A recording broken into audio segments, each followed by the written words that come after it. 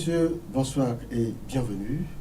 Le tribunal de grande instance de Lomé a condamné ce 15 mars 2023 Ferdinand Ayité et Isidore Kouonou, respectivement directeur de publication et rédacteur en chef du journal L'Alternative, à une peine de 3 ans de prison ferme, assortie d'une amende de 3 millions de francs CFA et suivi d'un mandat d'arrêt lancé contre ces journalistes.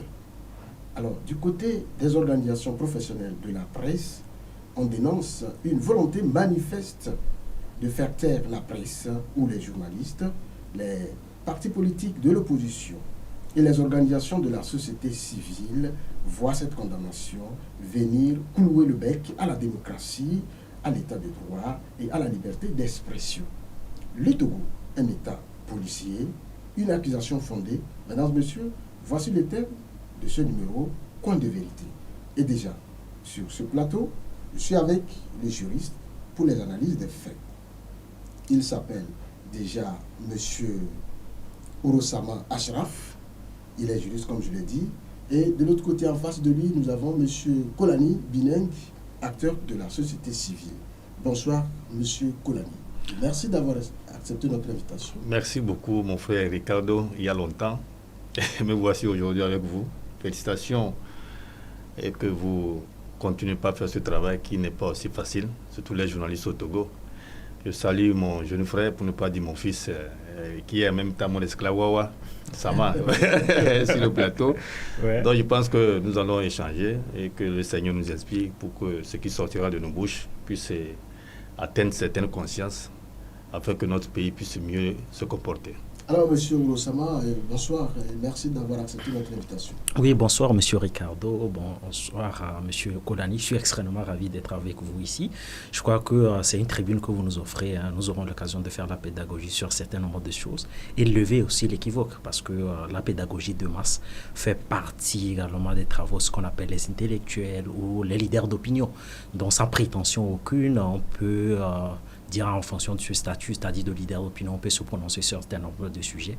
Et je crois, j'ai l'intime conviction que nous serons quand même à la hauteur de vos attentes. Nous serons à la hauteur des attentes de nos téléspectateurs. Monsieur Kolani Bineng, je reste avec vous sur la question de l'arrestation, sinon la condamnation de Ferdinand Ayité et son rédacteur en chef Isidore Kouonou. Quelles sont vos premières impressions? Vraiment, sincèrement, sans vous mentir, d'abord quand Ferdinand, on ne le retrouvait plus, j'étais obligé de faire une sortie pour interpeller le ministre de la Sécurité et de la Protection civile, parce qu'il a pour devoir de protéger les Togolais et de s'occuper des Togolais, oui, c'est son rôle. Si on ne trouve pas un citoyen, surtout que c'est un journaliste et que tout le monde s'inquiétait, il fallait le chercher. Finalement, Ferdinand a fait un tweet où les journalistes sont relayés en disant qu'il était à un lieu sûr. Et les jours qu'il devait suivre, puisque nous savons qu'il avait un problème avec la justice, et puis quand il était arrêté, c'était le mois de décembre en 2021. Et ils étaient 3, mais c'est les 2 qui ont été interpellés et puis gardés, plus tard incarcérés. Mais on les a libérés. Dans notre entendement, ils ont présenté leurs excuses. Ils ont présenté leurs excuses au peuple togolais et puis à ceux qui le reprochaient. Et nous avons entendu que c'était un arrangement. Comme on le dit en Afrique, un arrangement vaut mieux qu'un bon procès. On s'est dit que... Un arrangement avec les ministres? Les ministres, oui. Cela veut dire qu'ils devaient être en prison jusqu'à ce que justice ne se fasse. Du moment où ils se sont arrangés en disant on va vous libérer, mais vous sortez, vous présentez vos excuses au peuple togolais. Et ils l'ont fait. Et sur leur même chaîne là, qui est sur YouTube, qui n'est pas reconnue par la RAC, parce que la RAC dit qu'ils n'ont pas déclaré. Parce que j'ai suivi la déclaration des journalistes où on a interviewé un membre de la RAC et il a dit non, que sur YouTube, c'est un réseau social, donc ils ne sont pas responsables. Mais comme ils se sont arrangés, pour nous, l'affaire est clos. Donc on devait dire que la justice ne veut plus continuer. Mais 1 an plus tard, surtout qu'il y a eu décès de son confrère, comment on l'appelle là, personne âme là, Joël Lega. Donc pour nous, l'affaire est clos. Mais plus tard, quand on ressuscite cette affaire, où j'ai écouté Ferdinand Ayité sur l'un de vos confrères sur Taxi FM, Il disait en ce moment, c'est le procureur maintenant qui ressuscite l'affaire. Donc, lui-même en parlant, on savait qu'il y a d'autres intentions derrière. Pourquoi ça? Pourquoi cet acharnement? Donc, pour moi, logiquement, peut-être qu'il y a le jury sur le plateau qui dira mieux que ça. Sinon, moi, je ne comprends pas pourquoi quelqu'un qui est déjà en prison, il devait attendre son procès et on fait un arrangement. On le libère. Ça veut dire l'affaire était cool. Mais pourquoi ressusciter ça? Alors, quand vous parlez d'arrangement, je voudrais comprendre, est-ce que c'est vos analyses ou c'est les faits? C'est les faits. C'est les faits. Quand ils sont sortis, puisqu'il y avait plusieurs personnes qui sont parties demander pardon à ces ministres. À ces ministres. Vous êtes sûr? Mais c'est une réalité, non. Il y a vos collègues, je peux citer peut-être les noms sur vos plateaux, même les confessions religieuses, les prêtres consorts, beaucoup sont partis vers ces ministres pour présenter et pour demander pardon. Et même ces ministres ont dit non, qu'ils ne peuvent pas l'accepter, il faut aller devant, que l'affaire est devant le juge. Et ils sont partis devant le juge pour demander. Le juge dit non. Si l'autre retirait son plainte, là, on peut arrêter. Donc on pensait qu'ils ont retiré leur plainte, c'est pourquoi on les a libérés. Sinon, on est dans un état de droit, comme vous l'avez introduit. Dans un état de droit, il faut suivre le droit. C'est ce qui est écrit sur noir sur blanc. On ne peut pas les libérer parce qu'il y a eu un entendement et plus tard ressusciter l'affaire. Alors nous allons écouter le juriste. Monsieur Ouro-Sama, vous avez écouté votre vis-à-vis qui parle d'un arrangement et plus tard, la justice rebondit sur l'affaire. Vous avez suivi le fil, l'actualité. Quelle analyse faites-vous de ce dossier, Ferdinand? Oui, bon, ce qu'il faut dire, c'est qu'il faut rappeler les principes. Vous savez, on parle de la démocratisation des États africains, on parle, disons, de la pensée libérale, tout ce qui va avec. Il faut reconnaître que dans notre pays, quoi qu'on le dise, quand vous prenez, par exemple, une disposition constitutionnelle de notre constitution, on dit la liberté d'expression s'exerce dans les limites des lois et règlements. Donc, à partir de là, il y a un certain nombre de contraintes, ce qui veut dire que la pensée ou la liberté d'expression n'est pas un droit absolu. Donc, à partir de là, si, au nom de la liberté d'expression, vous portez, par exemple, des chefs d'accusation qui sont une pure invention de l'esprit, ça s'appelle quoi? La diffamation. Et donc, à partir de là, la justice peut s'emparer de l'affaire. Et donc, pour rappeler les faits, il s'agit de quoi? Il s'agit d'un certain nombre de propos que M. Ferdinand et Joël Ega ont portés à l'égard d'un certain nombre de ministres de la République. Et ces gens-là, offusqués, ont décidé de porter plainte. Donc, dès lors qu'ils portent plainte, la justice s'intéresse de l'affaire, et notamment le tribunal correctionnel. Le tribunal correctionnel s'est intéressé de l'affaire. Ils ont été placés sous mandat de dépôt. Été placés sous mandat de dépôt. Bon. Maintenant, puisque l'affaire a évolué à un moment donné, les plaignants ont exigé des excuses publiques des présumés auteurs d'infractions.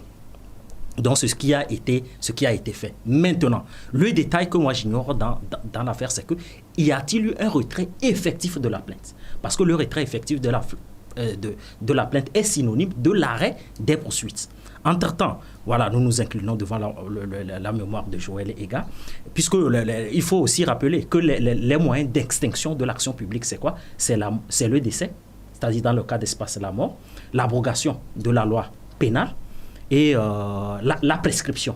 Ici, nous sommes tout à fait d'accord. C'est-à-dire qu'en droit pénal, je crois qu'au bout de 5 ans, on peut parler de prescription. Ici, dans le cas d'espèce, on ne peut pas parler de prescription. Donc, ce qui veut dire qu'il n'y a pas eu de retrait effectif de la plainte. Donc, ils étaient sous liberté provisoire. Donc, à n'importe quel moment, on pouvait les interpeller. Est-ce qu'un arrangement peut mettre fin à la procédure judiciaire? Oui, un arrangement peut mettre fin à la procédure judiciaire. Mais pour trouver, c'est-à-dire l'arrangement doit être formalisé par quoi? Par un retrait de plainte. À partir du moment où il n'y a pas eu de retrait de plainte, ce qui veut dire qu'il ne peut pas y avoir d'arrêt de poursuite. Ça veut dire que les excuses publiques n'annulent pas la poursuite? Non, les excuses publiques n'annulent pas la poursuite. C'est-à-dire que les excuses publiques doivent être formalisées par le retrait de plainte de l'intéressé. Et donc aujourd'hui, est-ce que les ministres en question ont retiré effectivement leur plainte? Voilà, c'est le détail que j'ignore. Parce que sinon pas, c'est en fonction de ça que la justice a dû rebondir vraiment sur l'affaire. Et donc du coup, je trouve ça quand même... c'est-à-dire, il y a des zones d'ombre. Il y a des zones d'ombre dans cette affaire. Donc, il faut essayer vraiment de lever l'équivoque. Peut-être que ce que je peux reprocher peut-être à l'institution judiciaire, c'est de n'avoir pas peut-être assez communiqué sur l'affaire. Alors, M.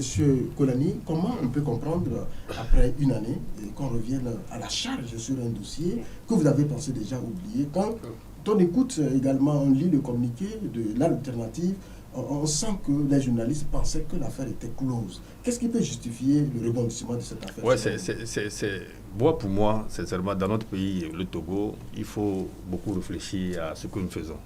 Parce que c'est notre pays, hein, il faut qu'on se dise certaines vérités. Tout ce qui est arrivé, vous avez posé la question, mon co-débatteur, comment est-ce que c'est un arrangement? Et ils ont présenté les excuses publiques. Vous imaginez ce que ça veut dire? Cela veut dire qu'il y a eu arrangement. Cela veut dire qu'il y a eu entendement. Parce qu'on les a exigé ça. On exige à un journaliste, puisque quand vous publiez des fausses nouvelles ou des fausses informations, on vous exige au niveau de la RAC des droits de réponse.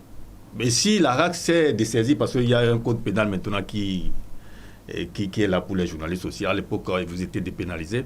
Mais en ce sens où c'était le pénal, et on exige à ces journalistes de venir présenter les excuses publiquement, et même certains journalistes n'étaient pas d'accord. Pourquoi ça? Mais pourtant, ils sont humiliés pour accepter. Je ne sais pas pourquoi il faut avoir ce rebondissement. Bien sûr, ce journaliste, c'est un journaliste d'investigation. Il y a le dossier de la Cour des comptes, là, qui est sur la table, où ce journaliste s'est beaucoup mêlé, et nous-mêmes, on s'est beaucoup mêlé. Et je vous dis, sûrement, c'était ça. Mais à mon niveau, hein, c'est ce que je pense, parce que notre pays, là, quand quelqu'un gêne trop, il faut vite le boucler. Vous pensez que c'est un règlement de compte dans le dossier de la Cour des comptes? Pour moi, hein, en tant qu'analyste, quand tu vois notre pays, c'est ça. Moi, je mets des réserves par rapport à... Parce que moi j'évite souvent de tirer des conclusions définitives sur un certain nombre de sujets. Parce que, certes, lorsqu'on parle de la démocratisation... J'aimerais vraiment faire un arrêt. Lorsqu'on parle de la démocratisation en Afrique, je crois que dans les facultés de sciences politiques, on parle des régimes hybrides. Ce que les gens oublient, c'est que depuis les années d'indépendance jusqu'à aujourd'hui, on a eu des États autocratiques, même à l'échelle planétaire. Hein, vous avez des États autocratiques, vous avez ce qu'on appelle des démocraties libérales.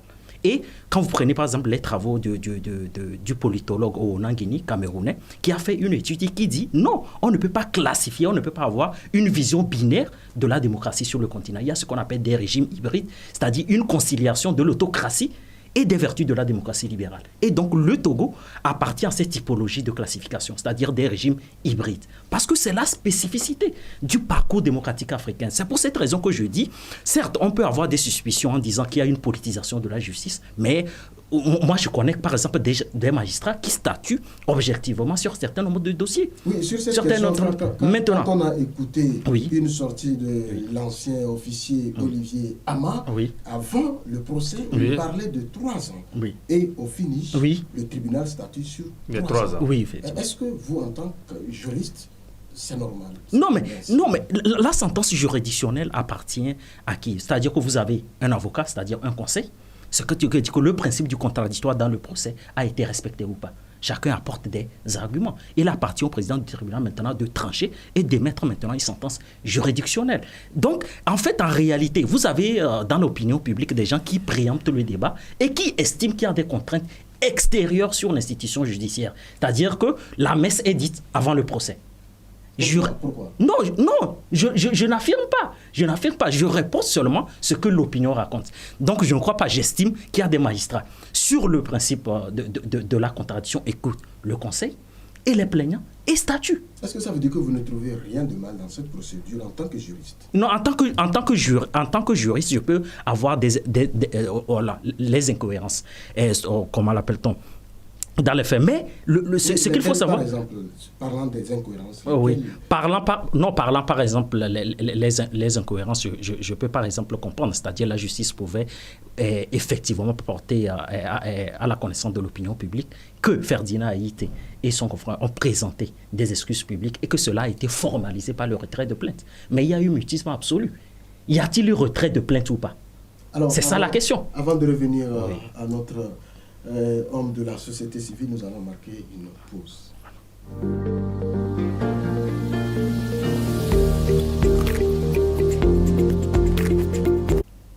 Deuxième partie de l'émission Coin de vérité, mesdames et messieurs. Le Togo, un État policier, une accusation fondée. C'est le thème de notre émission ce jour. Et sur ce plateau, j'ai en face de moi M. Ourosama Ashraf, il est juriste, et M. Kolani Dineng, acteur de la société civile. Monsieur Kolani, je reste avec vous. Vous avez suivi tout ce qui s'est passé avant la condamnation de Ferdinand Aïté. D'abord, la convocation, il a été arrêté à la frontière Togo-Bénin. Après, les militaires, sinon les gendarmes, selon sa déclaration, ont assiégé son domicile avant le procès. Comment vous analysez tout ce parcours? Et c'est ce qu'on aurait appris, que c'est comme ça on l'a arrêté au niveau de Lila Kondji, la gendarmerie, le CB de Lila Kondji l'a amené au niveau de service de renseignement, et plus tard on l'a amené à la maison. Tout ceci, tous ces cinémas, ça ne vaut rien. Ce n'est vous pas qualifiez ça de cinéma. C'est du cinéma. Puis vous savez, j'ai souvent dit, même au service de renseignement, c'est parce que ces messieurs-là ne savent pas ce que nous sommes en train de construire pour ce pays. C'est la même chose avec Omolou.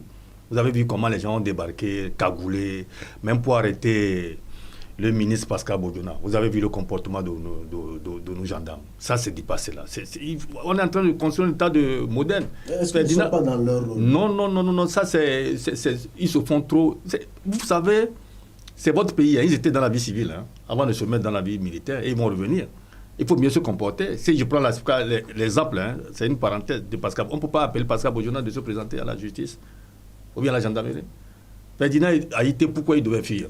Parce qu'il connaissait bien que notre justice, ça ne fonctionne pas bien. Vous avez vu plusieurs fois, notre juridiction a toujours jugé les gens ici. Quand ils vont à la CEDEAO, ils ont raison. Est-ce que vous pensez et puis ces gens-là... Est-ce que vous pensez que c'est parce que Ferdinand Aïté voulait quitter le pays qu'il a été arrêté à la frontière? Il a eu tous les calculs possibles. Il a été informé. Par ceux qui veulent même l'arrêter. Parce qu'ils ne sont pas contents avec ces arrestations. Vous savez, dans notre pays, les gens ont des petites portions et ils se font les rois. Et ils font de n'importe quoi. Je dis, ça va les rattraper. Ça va les rattraper parce que c'est de n'importe quoi. Je vous ai dit, même le général, quand on a arrêté là, Katanga, il habitait à côté de moi.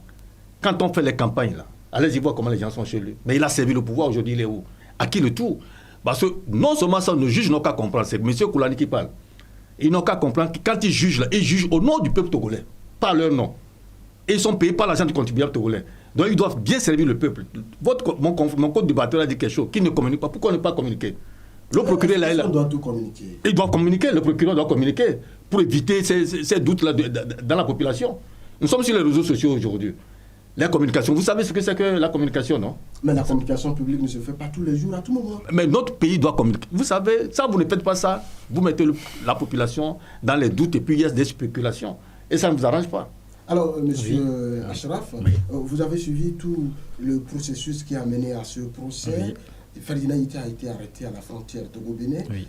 Le procès devrait tenir le 8 mars. Oui. Mais déjà le 4, il est inquiété. Oui. Est-ce que cette procédure n'est pas viciée? Parlant de la procédure viciée, parlant puisque vous venez de le dire, il a été arrêté à la frontière. Donc c'est pour dire tout simplement que la compétence territoriale, elle est toujours valable. C'est-à-dire c'est sur les territoires togolais qu'on l'a interpellé. Et donc, il a été arrêté. Et donc, on lui a signifié un certain nombre de chefs d'accusation qui sont portés à son encontre. Non, mais on l'a écouté pour son déplacement. Oui. Et selon son communiqué, on l'a écouté. Oui. Et donc, on a retiré son passeport avant de lui remettre. Oui, effectivement. Non, c'est pour des raisons préventives. C'est pour des raisons préventives. Parce que lorsque vous avez des chefs d'accusation contre un citoyen, ce qui veut dire qu'il peut y avoir éventuellement une restriction de liberté. Une restriction de liberté. Et donc, c'est des raisons préventives qu'on a retiré son passeport. Mais après tout, on lui a remis. Maintenant, ce qu'il faut, vous parlez de la procédure viciée. Oui, éventuellement, on peut soulever des incohérences peut-être dans la procédure. Nous avons un code de procédure pénale qui est très parfait.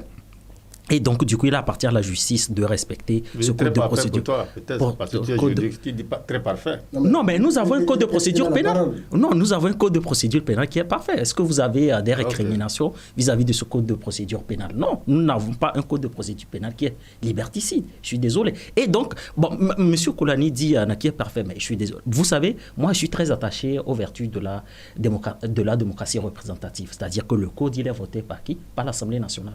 Et donc, aujourd'hui, nous avons des législateurs. Vous avez un parti qui a la majorité et qui vote. Et donc, du coup, si éventuellement on veut changer de tendance, les partis d'opposition doivent aller à l'assaut aussi de l'Assemblée nationale, c'est-à-dire renverser la tendance de la majorité et adopter le code qui leur semble le mieux. Donc, pour l'instant, le droit positif, nous sommes tous tenus de nous conformer. Alors, maintenant, vous pensez qu'un procès prévu pour le 8, déjà le 4, Quand on arrête quelqu'un, il n'y a aucun problème pour ça. Non, mais ce qu'il faut savoir, c'est que le procès, il est prévu le 8 mai. Vous savez très bien que la justice peut avoir des informations que le citoyen lambda n'a pas. Voilà. Donc, dans ce cas, vous pensez que la justice... Non, dans ce cas, la justice peut, comment l'appelle-t-on, être dans une logique anticipative pour éviter peut-être la fuite de la personne. Et que répondez-vous à ceux qui disent que c'était une pression, une violation des droits de l'homme, peut-être sur Ferdinand Haïté? Non, une violation des droits de l'homme.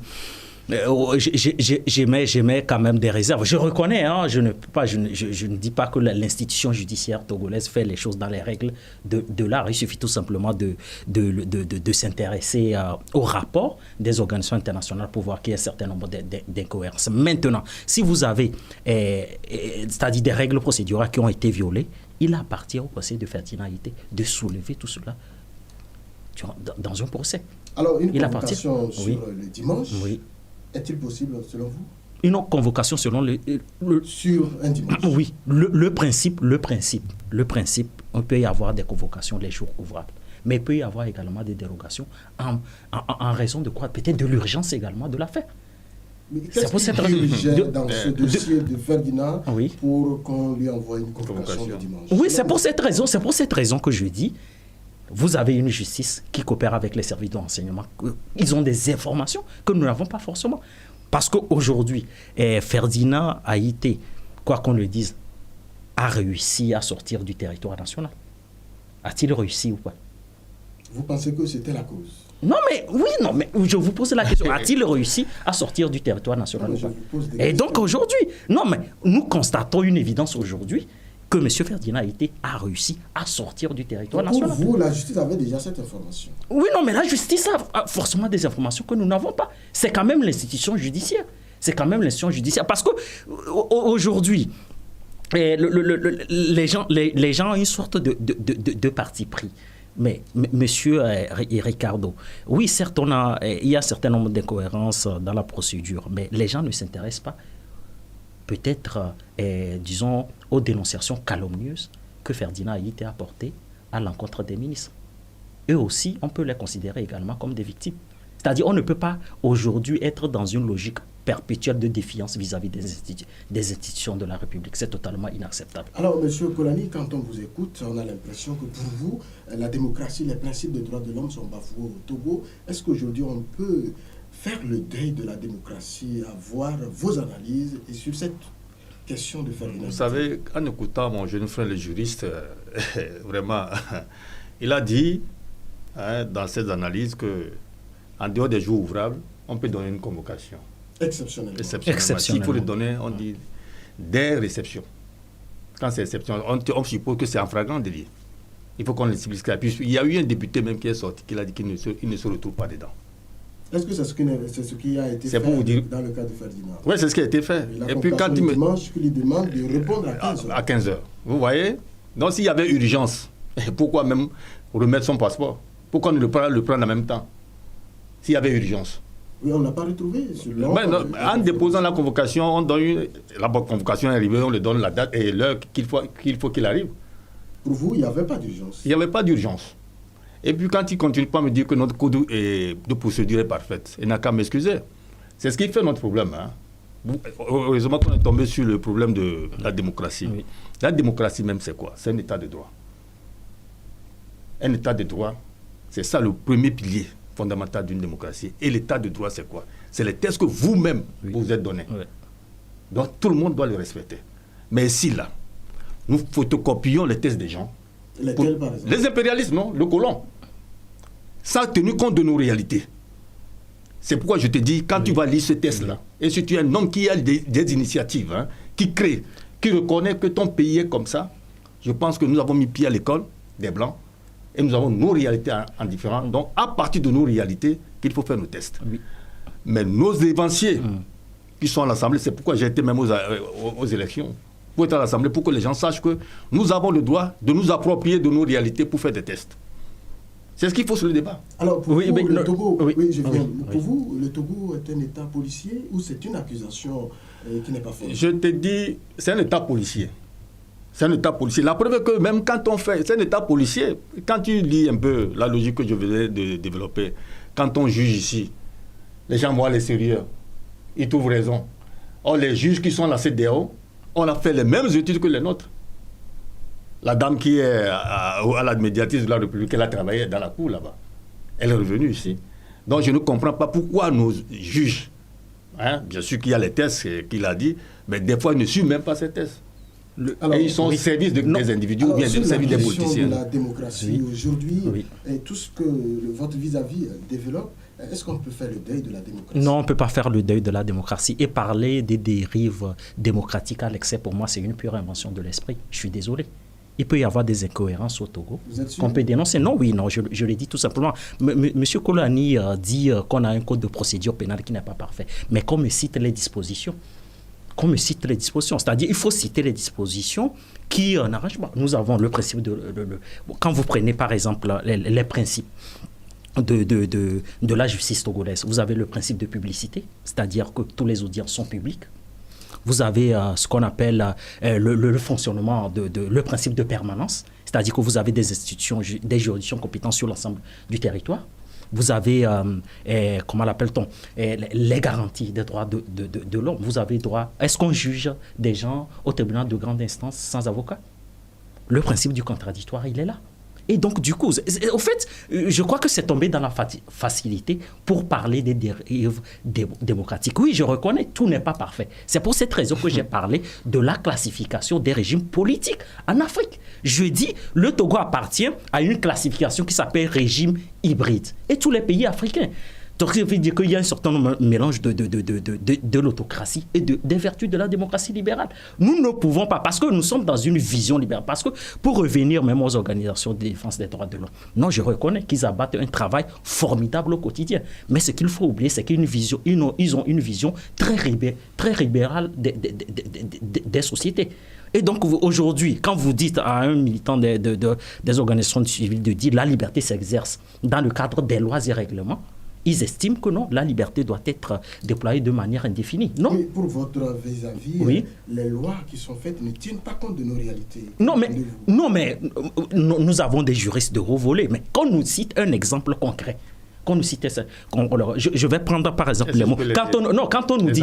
Non, je vais donner un exemple d'abord. Quand on nous dit les textes ne sont pas conformes à nos congrès, je prends par exemple le code pénal qui punit l'homosexualité. Le ministre Trémois avait fait une sortie en disant qu'il croit au principe d'intangibilité des dispositions du code pénal qui punit l'homosexualité. Cela veut dire quoi? Ce qui veut dire que c'est une disposition qui ne changera jamais. Ce qui veut dire que le code pénal est quoi? Est conforme à nos réalités. C'est-à-dire que pour vous, tout est fait à nos réalités. Non, tout est fait à nos réalités. Nous avons quand même des législateurs qui légifèrent en conséquence de cause. Est-ce que vous avez un exemple? C'est pourquoi le chef de l'État lui-même, avec les doyens de juges, des doyens de juges là, de juridiction, ont créé ces cours-là, et qui sont différents. Là. On appelle ça comment là? Les tribunaux communaux là, ou bien quoi là? Oui, la maison de justice. La maison de justice. C'est dans ce sens. Oui. C'est ça nos réalités. Eux-mêmes, ils ont compris que nous avons des différences et que ce n'est pas ça nos réalités, ce qu'ils ont. C'est pourquoi ils se sont rabattus sur ça. Vous comprenez? Mais ils n'ont pas le courage de les situer et de dire c'est ça ou rien. En disant, comme le jeune frère le dit, dans le monde entier, on fait ceci. Non, ce n'est pas parce que les autres le font qu'il faut le faire. Regardez votre pays, quelles sont vos réalités. Nous-mêmes, nous avons constaté que non, ça là, ça ne peut pas passer. C'est pourquoi le chef de l'État a eu le courage d'instituer ça. C'est une maison de justice. Chez nous, c'est comme on l'a fait à Ferdinand Ité. Alors, on va aller très rapidement. Oui. Est-ce qu'aujourd'hui, sur la question, le Togo, un État policier, c'est une accusation non fondée selon vous? Non, c'est une accusation qui est non fondée. C'est une accusation qui est non fondée. Parce qu'un État policier, constitutionnellement, il faut préciser les choses. Un État policier, c'est quoi? C'est un État dans lequel il y a une négation du principe de la séparation des pouvoirs. C'est un État dans lequel vous avez un seul parti qui anime l'espace public. c'est un parti dans lequel vous avez à la limite une négation des droits de l'homme. Nous avons dans notre pays des organisations des droits de l'homme qui ont leur récépissé, qui fonctionnent. Nous avons des juridictions compétentes qui émettent des sentences juridictionnelles au quotidien dans notre pays. Vous avez le principe du contradictoire qui est respecté. Et donc, non, pour revenir... Pour aller oui. très vite, parce que le temps est en train de nous talonner, nous allons donner notre avis sur la question des droits de l'homme au Togo. Oui. Je vous donne quelques secondes pour vous prononcer sur la question des droits de l'homme au C'est Togo. pourquoi les droits de l'homme, quand c'est un État policier, où est les droits de l'homme? Pour vous... C'est un État policier parce que je ne peux pas comprendre plusieurs juridictions, plusieurs et jugements ont été faits sur la terre de nos aïeux, où les gens ont gagné et ont perdu leur procès. Ils sont partis à l'extérieur. Ils ont eu gain de cause. Et ce n'est pas un État policier. Alors, oui, non, mais tous les procès, parce que tous les procès de nos concitoyens, disons dans les juridictions sous-régionales, le Togo n'a pas perdu tous les procès. Il y a des procès où le Togo également a gagné. Il y a des avis confirmatifs. Donc, il ne faut pas vraiment se donner des airs de liberté pour tirer des conclusions définitives. Quelle analyse faites-vous de la question des droits de l'homme? Non, la question des droits de l'homme, je reconnais qu'il y a des violations des droits de l'homme. Mais la démocratie, c'est quoi? C'est une construction du quotidien. Nous ne pouvons pas peindre tout en noir. Nous ne pouvons pas tout. Il faut être vraiment réservé. Aujourd'hui, un État policier, il y a des acquis. Un État policier, c'est un État dans lequel même la liberté de circulation n'existe pas. La liberté de circulation existe au Togo ou pas? La liberté de circulation existe, la liberté d'entreprendre existe. Il y a un certain nombre de choses. Il suffit tout simplement de lire la Constitution. Vous avez tout un chapitre consacré aux libertés. Vous avez également le juge constitutionnel. Je prends par exemple un cas. Je prends. Vous m'excusez. L'ordonnance prise par le gouvernement en période de Covid, ça a été censuré par le président Assouma et ses confrères en disant quoi? Que l'ordonnance de Mme Dobé violait le principe d'égalité. Parce que à Lomé, dans la préfecture d'Ago niveau de Golof, on subordonnait l'accès aux services publics au cas de Covid. Non, c'est pour vous dire tout simplement que nous avons un contrôle de constitutionnalité, nous avons des institutions qui travaillent à merveille, même si on constate des incohérences au quotidien, nous ne pouvons pas tirer des conclusions définitives en disant que le Togo est un État policier. Pour moi, c'est une vue de l'esprit. Merci pour avoir répondu à notre invitation. Merci beaucoup. Alors, M. Kolani, quel sera votre mot de la fin? Non, mon mot de la fin, c'est que c'est notre pays. Personne ne viendra le construire. Il ne suffit pas de faire des tests et ne pas les respecter. Surtout cette jeunesse qui est en train de monter, il faut qu'ils soient vigilants pour ne pas copier les aînés et qui servent les individus au lieu de servir la nation. Parce que la juridiction de l'État, c'est la justice, le dernier rempart pour tout citoyen. Mais quand la justice ou le président de la Cour suprême même dit, c'est là où il y a plus de corruption, comprenez-vous que l'État policier que je suis en train de dire a sa place. Merci pour avoir répondu à notre invitation. Je vous remercie. Alors, fidèles auditeurs, téléspectateurs, c'était tout pour ce numéro Coin de vérité. Mais avant de vous fausser compagnie, nous allons méditer ensemble cette pensée du philosophe Platon: la justice de l'intelligence, c'est la sagesse. Le sage, ce n'est pas celui qui sait tout, mais celui qui voit leur juste mesure. Bonne réflexion à tous, à très vite.